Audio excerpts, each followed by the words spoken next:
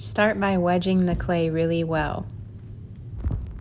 Divide the clay into 2 somewhat equal balls.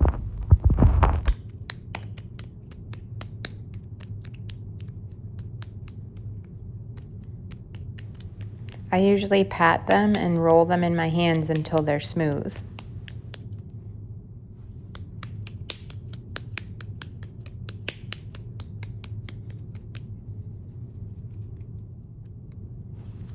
I push my thumb down into the ball until I can start to feel it against my palm, but be careful not to go all the way through. Then gently and evenly start pinching the bottom only. Slowly pinch and turn and pinch and turn and pinch and turn. You'll probably go around the pot a couple times.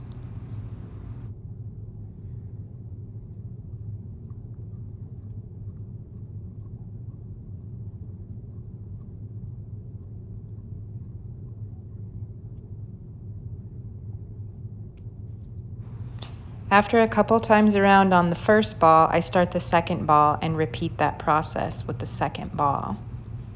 I usually work on both balls of clay at the same time to help keep them even and the same size.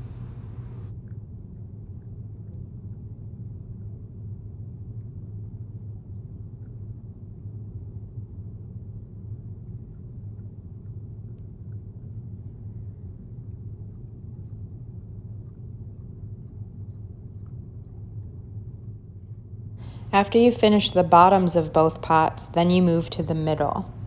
Put your fingers in the middle of the pot and pinch gently and keep rotating to make sure that it's even. It'll take you a few times around to get it thinned out and even. And be careful not to pinch too hard, too fast, because you don't want to thin it out too fast. If your hands get tired, just switch.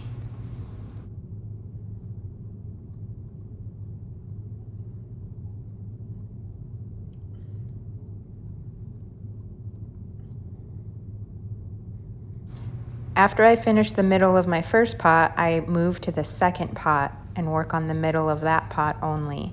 This helps me make sure that they stay about the same size and that neither one gets too big, too fast.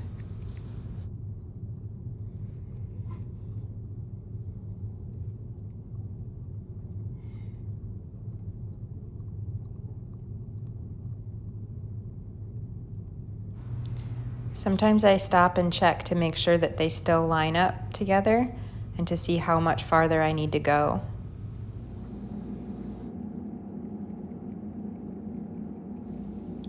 Keep pinching and turning slowly to thin the pot out.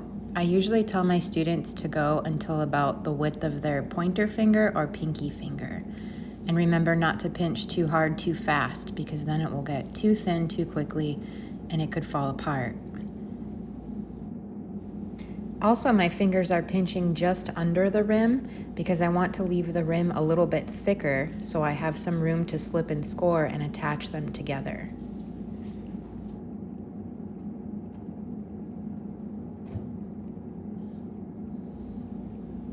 If you have a few cracks on the rim, you can rub them away with your thumb.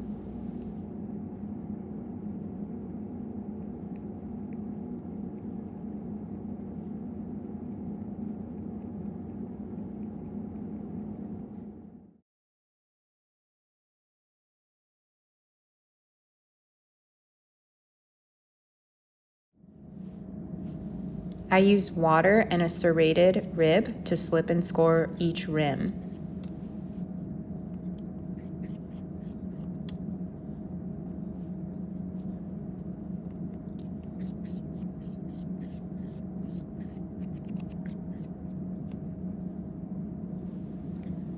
Next, gently line up the rims and press them together, firmly but gently.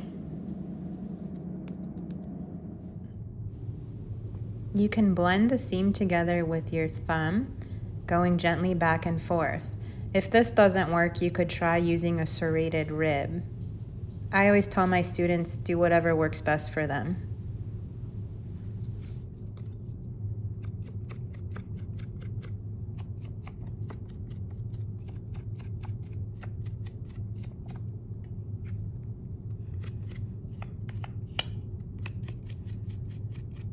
Don't worry if the pot looks ugly and rough. I'll show you how to smooth it in the next step.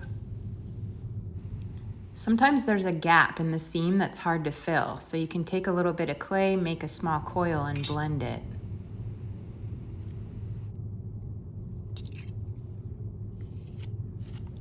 Next, I use the smooth metal rib to scrape and compress the surface of the pot. The smoothing process can take some time, so just be patient.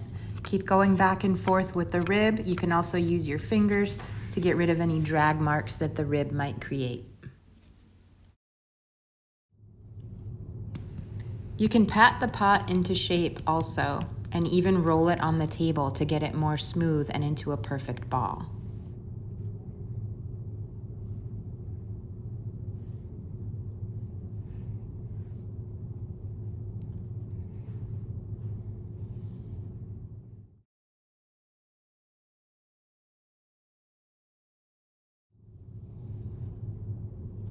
I use the rubber rib at the very end to help get it extra smooth.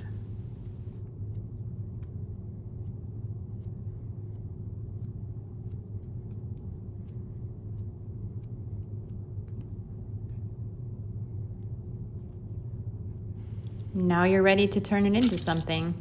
You can turn it into a vase or a face pot, really anything you want.